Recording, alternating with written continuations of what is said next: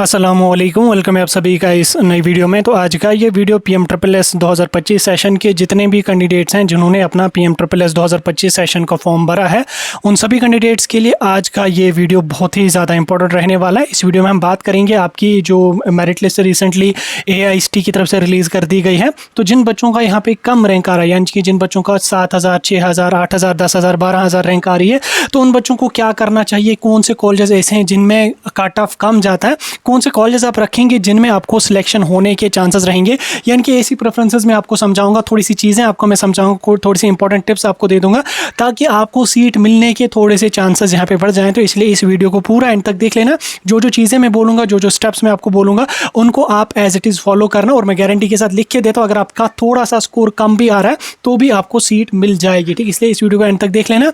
Channel को भी subscribe कर देना, व्हाट्सएप पर टेलीग्राम ग्रुप ज्वाइन कर लेना, लिंक डिस्क्रिप्शन में आपको मिल जाएगी। तो चलिए शुरू कर लेते हैं वीडियो को, देख लेते हैं यहाँ पे PMSSS 2025 सेशन के बारे में। आप सभी जानते हैं कि परसों यहाँ पे AIST की तरफ से आपका जो फाइनल मेरिट लिस्ट है उसको यहाँ पे इशू किया गया।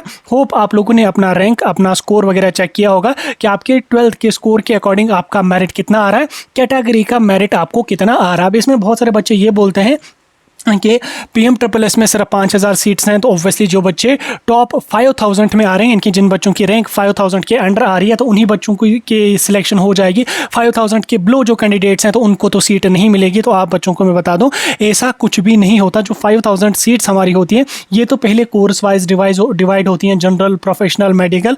उसके बाद उनमें जो सीटें हमारी होती हैं वो फिर कैटेगरी वाइज डिवाइड होती है। जैसे 40 से 50% ओपन मेरिट के लिए जाएंगे, 10% RBI के लिए जाएंगे, 10% SC के लिए जाएंगे, 10% ST के लिए जाएंगे, 10% ST2 के लिए जाएंगे, सॉरी SC के लिए 8% जाएंगे। उसी तरह से OBC EWS में ये फिर डिवाइड होके चली जाते हैं। तो उससे क्या होता है कि जो कैटेगरी के कैंडिडेट्स होते हैं उनका कट ऑफ काफ़ी कम हो जाता है। अगर हम मान के चलते हैं कि ओपन मेरिट में किसी बच्चे को 3,000 रैंक तक जो है वो कट ऑफ चला गया, 3,000 या 4,000 या 5,000 रैंक तक बच्चों को सीट मिल गई। दूसरे साइड से अगर आप कैटेगरी का देख लोगे, वही कॉलेज कैटेगरी में बच्चे को 13,000, 12,000, 14,000 रैंक पे भी मिल गया होता। तो ऐसा नहीं है कि जो बच्चे टॉप 5,000 में आ जाएंगे उन्हीं को सीट मिलेगी, ऐसा कुछ भी नहीं होता है। कैटेगरी वाइज, कोर्स वाइज और उसके साथ साथ आपकी प्रेफरेंस वाइज सीटें जब डिवाइड हो जाती हैं तो कट ऑफ जो है वो काफ़ी कम चला जाता है। तो टॉप 5,000 का ऐसा नहीं है कि उन्हीं को सीट मिलेगी। सीट आपको 14,000, 15,000 पे भी मिल सकती है अगर आप प्रेफरेंसेस अपनी अच्छी तरह से सिलेक्ट करेंगे। देखो फिलहाल के लिए अभी आपका जो चॉइस फिलिंग का पोर्टल है वो यहाँ पे ओपन है। 13 जुलाई तक आपका चॉइस फिलिंग का पोर्टल इन्होंने ओपन रखा है। अभी जिन बच्चों ने जो वो DU में अप्लाई करना है या जिन बच्चों ने DU का फेज़ 1 रजिस्ट्रेशन कंप्लीट करिए, उनका फेज़ 2 भी स्टार्ट हो रहा होगा, शायद आज ओपन हो जाएगा, तो वो फेज़ 2 अपना कर लो। उसके साथ साथ CSS पोर्टल का आपको जो फेज़ 2 में आपको DU की चॉइस फिलिंग करनी है, जिसको हम CSS चॉइस फिलिंग कहते हैं, तो वो PDF आप PMSSS की वेबसाइट पे अपलोड कर दो। अपलोड करने के बाद आप DU के कॉलेजेस को भी सिलेक्ट कर सकते हैं, उनको भी आप रख सकते हैं। जो प्रेफरेंसेस आप CSS पोर्टल पे रखेंगे, जो प्रेफरेंसेस आप DU के फेज़ 2 में रखेंगे, उन्हीं प्रेफरेंसेस को आप एज इट इज़ यहाँ पे PMSSS के पोर्टल पर भी रख लेना, तो आपका DU का मसला वहाँ से सॉर्ट आउट हो जाएगा। उसके अलावा कोई और भी अगर यूनिवर्सिटी है जहाँ पर आपको CUET एग्जाम मांगा जा रहा है, तो उस कंडीशन में उस यूनिवर्सिटी की जो भी फॉर्मेलिटीज़ हैं वो कंप्लीट कर लो, उनकी कोई रजिस्ट्रेशन है वो कंप्लीट कर लो। फिलहाल के लिए चॉइस फिलिंग अभी 13 जुलाई तक यहाँ पे चलने वाली है। देखो मेरिट लिस्ट आ चुका है, आपको रैंक वगैरह अपने पता चल गई होगी। तो नेक्स्ट स्टेप जो हमारा होगा वो यहाँ पे होगा आपका सिलेक्शन लिस्ट। राउंड 1 का जो सिलेक्शन लिस्ट होगा वो 13 जुलाई के बाद यहाँ पर रिलीज किया जाएगा। 14 की 15 एग्जैक्ट मुझे याद नहीं आ रही इन्होंने डेट में क्या लिखा है, 14 की 15 शायद 15 जुलाई को आपका राउंड 1 का अलॉटमेंट आ जाएगा। राउंड 1 का अलॉटमेंट आते ही आपको कॉलेज में जाके रिपोर्ट करना पड़ेगा, एडमिशन की फॉर्मेलिटीज़ अपनी कंफर्म करनी पड़ेगी।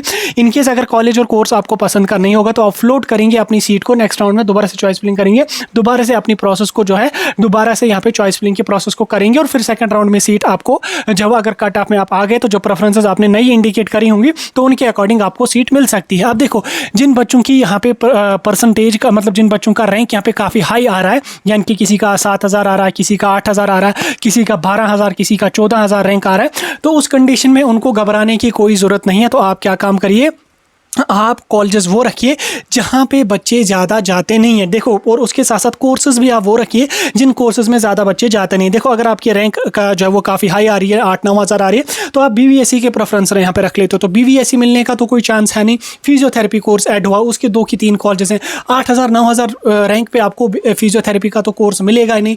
एग्रीकल्चर का कोर्स आप वहाँ पे रख लो, एग्रीकल्चर के 5 की 6 कॉलेजेस वहाँ पे हैं, तो एग्रीकल्चर आपको 10,000 15,000 रैंक पे कहाँ पे मिलेगा। तो इसलिए आप उन प्रेफरेंसेस कॉलेजेस को जो है वो ऐड मत करो जिनके कम कॉलेजेस हैं, जिनका कट ऑफ ज़्यादा जाता है। तो आप क्या काम करेंगे, आप पहले डिसाइड करेंगे कि आपको कोर्स कौन करना है। आपको जनरल का कोई कोर्स कर लेना है, आपको प्रोफेशनल का कोर्स करना है, लाइक आपको बी फार्मा करना है, बीएससी नर्सिंग करना है, बीटेक करना है। तो जो भी कोर्स आपको करना है आप उसको पहले डिसाइड कीजिए। उसके साथ साथ जिन बच्चों को बीटेक करना है, तो बीटेक में आपको पता है कि बीटेक में लगभग 2-2,500 कॉलेजेस हैं। बीटेक में ब्रांचेस भी काफ़ी ज़्यादा हैं, सिविल है, मैकेनिकल है, सीएससी है, आईटी और बाकी सारी और भी ब्रांचेस हैं।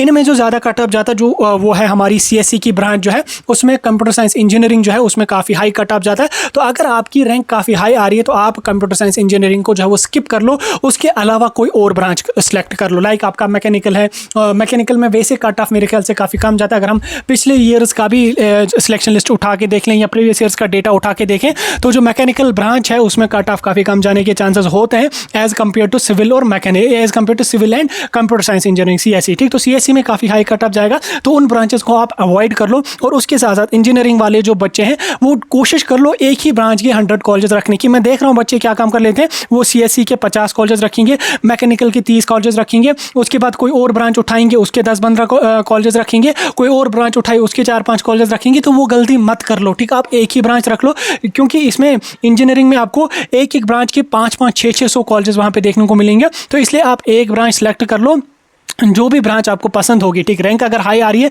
तो सीएससी को अवॉइड कर लो, कोई और ब्रांच उठा लो, मैकेनिकल उठा लो, सिविल उठा लो या कोई और ब्रांच उठा लो जो मतलब ट्रेंडिंग में ना हो, जैसे सीएससी है, आईटी वगैरह। तो ये ट्रेंडिंग में ब्रांचेस चल रही हैं तो इनमें कट ऑफ ज़्यादा जाता है और बच्चे भी इनमें ज़्यादा जाते हैं। तो कोई ऐसी ब्रांच उठा दो जिनमें बच्चे ज़्यादा जाते नहीं हैं। लाइक जैसे मैंने अभी बोला आपका मैकेनिकल ब्रांच है, सिविल है, इसी तरह से कोई और भी ब्रांच आप उठा के देख लो, उसकी ही 100 कॉलेज रखने की कोशिश कर लो। और उसके साथ साथ बाकी जो नर्सिंग, फार्मेसी, जनरल वाले बच्चे हैं तो वो क्या काम कर लेंगे, अगर रैंक हाई आ रही है तो आप काम कीजिएगा कि आप साउथ की कॉलेजेस को पहले प्रेफरेंस रखने की कोशिश करें। आप रीजन में अपनी चॉइसेस अगर आपने फिल करी है तो उनको आप दोबारा से डिलीट कर सकते हो, कोई इशू उसमें नहीं है। तो आप साउथ इंडिया के कॉलेजेस पहले रखें, उसके बाद ईस्ट वेस्ट के कॉलेजेस रखें, सेंट्रल इंडिया के रखें, नॉर्थ इंडिया के कॉलेजेस रखने को फिलहाल आप अवॉइड कर लो। और अगर रख भी लोगे तो लास्ट पे रख लो, अगर प्रेफरेंसेस नहीं है तो लास्ट पे आप नॉर्थ इंडिया के कॉलेजेस रख लो, क्योंकि नॉर्थ में कट ऑफ काफ़ी हाई जाता है। नॉर्थ में कट ऑफ काफ़ी हाई जाता है। अगर आपका स्कोर अच्छा नहीं है तो नॉर्थ में कॉलेज मिलने का चांस आपको नहीं है। ठीक, अगर स्कोर अच्छा है तो मिल जाएगा, नहीं है अच्छा तो साउथ के कॉलेजेस को पहले प्रेफरेंस रखने की कोशिश करो। कोई मसला नहीं होता, जो घर से बाहर निकला उसके लिए फिर साउथ, नॉर्थ, ईस्ट, वेस्ट जो है वो सारी चीज़ें एक ही बात होती है। हर जगह एक ही टाइप का क्लाइमेट है, हर जगह एक ही टाइप की गर्मी होती है, तो उन चीज़ों को फिर इंसान को थोड़ा सा जो मैनेज करके चलना पड़ता है। अब अगर परसेंटेज अच्छी होती तो ऑब्वियसली आपको नॉर्थ में ही कॉलेज मिल गया होता, तो ये गलती मत कर लो। नॉर्थ के कॉलेजेस को पहले मत रख लो, साउथ के कॉलेजेस रख लो। और उसके साथ साथ दूर और भी अगर आपको ईस्ट वेस्ट के कॉलेज लग रहे हैं उनको पहले रखने की प्रेफरेंस रखने की कोशिश करो।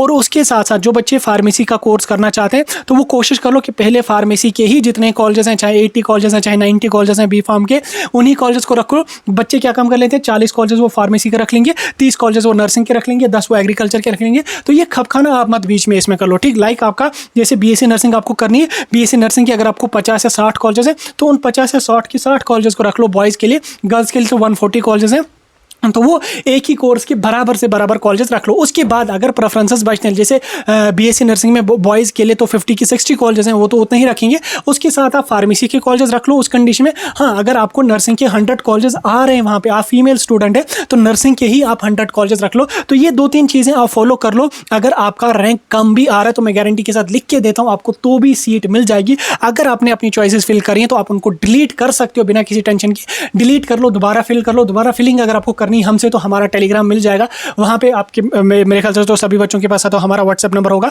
उस पर अपनी डिटेल्स फॉरवर्ड कर लो, हमसे फिल करवा लो, हम फिल कर लेंगे। नहीं तो किसी सीएससी सेंटर पे चले जाओ, 100 रुपये ले लेंगे, 70-80 रुपये तो वो ले ही लेते हैं, ज़्यादा से ज़्यादा 100 रुपये वो वहाँ से ले लेंगे, तो उनसे फिल करवा लो। ये कोशिश कर लो अपने आप ही फिल करने की। बाकी चॉइस फिलिंग में कोई उतना कोई बड़ा काम होता नहीं है, बस इसमें आपको ये रख लेना है ध्यान में, परसेंटेज कम है तो दूर के कॉलेज रख लो, परसेंटेज अच्छी है तो नज़दीक के कॉलेज रख लो। तो इतना ये चीज़ें आपको फॉलो करनी है, आपको सीट कन्फर्म मिल ही जाएगी।